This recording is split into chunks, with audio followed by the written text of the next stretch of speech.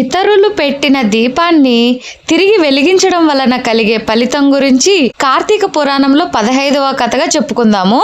కార్తీక మాసంలో దీపం వెలిగించడం వలన అనేక పాపాలు నశిస్తాయి.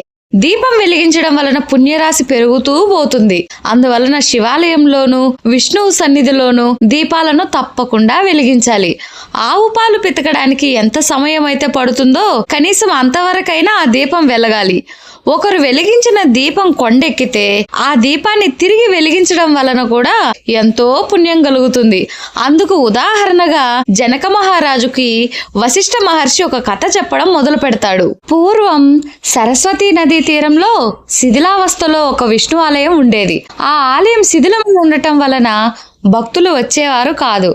అలాంటి పరిస్థితుల్లో ఒక యతీశ్వరుడు ఆ ఊరికి వస్తాడు. నదీ తీరంలో శిథిలమైన విష్ణుమూర్తి ఆలయాన్ని చూస్తాడు. అది ఉపయోగంలో లేని కారణంగా తాను అక్కడ ఉండవచ్చునని అనుకుంటాడు. ఆలయంలో అంతటా శుభ్రం చేసుకొని తనతో తెచ్చిన కొద్దిపాటి సామాగ్రిని అందులో పెట్టుకుంటాడు. రాత్రివేళ వెలిగించుకోవడం కోసం ఊళ్ళోకి వెళ్లి ప్రమిదలు, నూనె, ఒత్తులు తెచ్చుకుంటాడు. ఆ దేవాలయంలో ఆయన ధ్యానం చేసుకుంటూ తన జీవనాన్ని కొనసాగిస్తూ ఉంటాడు.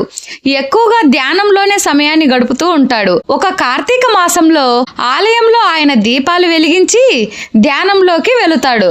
అలాంటి సమయంలోనే ఆహారాన్ని వెతుక్కుంటూ ఒక ఎలుక ఆలయంలోకి వస్తుంది.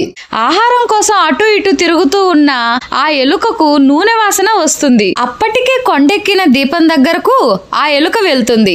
నూనెతో ఉన్న ఆ ఒత్తిని నోటికి గరుచుకొని వెనుదిరుగుతుంది. అప్పుడే దానికి 2వ దీపం కనిపిస్తుంది. అందులోని ఒత్తిని కూడా తీసుకుని వెళ్దామనుకుని దగ్గరికి వెళ్తుంది. దీపం వెలుగుతూ ఉండడం వలన దానికి సెగ తగలడంతో తన నోటిలోని ఒత్తిని కూడా వదిలేస్తుంది. ఆ ప్రమిదలో పడిన ఆ ఒత్తి దీపం అంటుకొని వెలుగుతుంది. యతీశ్వరుడు వెలిగించిన దీపం కొండెక్కితే తిరిగి ఆ దీపాన్ని వెలిగించిన పుణ్యం ఆ ఎలుకకి వస్తుంది. ఆ పుణ్య ఫలితం కారణంగా ఆ ఎలుక ఒక దివ్యమైన పురుషుడి శరీరాన్ని ధరిస్తుంది. ధ్యానంలో నుంచి బయటకి వచ్చిన యతీశ్వరుడికి ఎదురుగా దివ్యమైన శరీరాన్ని ధరించిన ఒక పురుషుడు కనిపిస్తాడు. ఎవరు నువ్వు? ఇక్కడికి ఎందుకు వచ్చావు? ఏం కావాలి అని యతీశ్వరుడు అడుగుతాడు. తాను ఒక ఎలకను అని, అయితే హఠాత్తుగా తన రూపం పోయి దివ్యమైన శరీరం వచ్చిందని ఆ దివ్య పురుషుడు చెబుతాడు. అందుకు కారణం కూడా తనకి తెలియడం లేదని అంటాడు. యతీశ్వరులే అందుకు కారణం తెలపాలని కోరుతాడు. అప్పుడు ఆ యతీశ్వరుడు దివ్య దృష్టితో చూస్తాడు. అలా దివ్య దృష్టితో చూసిన యతీశ్వరుడికి ఎలుక పూర్వజన్మ గురించి తెలుస్తుంది. అప్పుడు ఆ యతీశ్వరుడు, పూర్వజన్మలో నువ్వు బాహ్లీక దేశంలో ఒక బ్రాహ్మణుడివి. ఎప్పుడూ కూడా నువ్వు భగవంతుడిని ఆరాధించి ఎరుగవు. స్నానం, జపం, దీపారాధన, దాన ధర్మాలు చేయడం నీకు తెలియదు. ఒకవేళ ఎవరైనా యజ్ఞయాగాలు చేస్తుంటే వాళ్ళను నువ్వు ఎగతాళి చేసేవాడివి.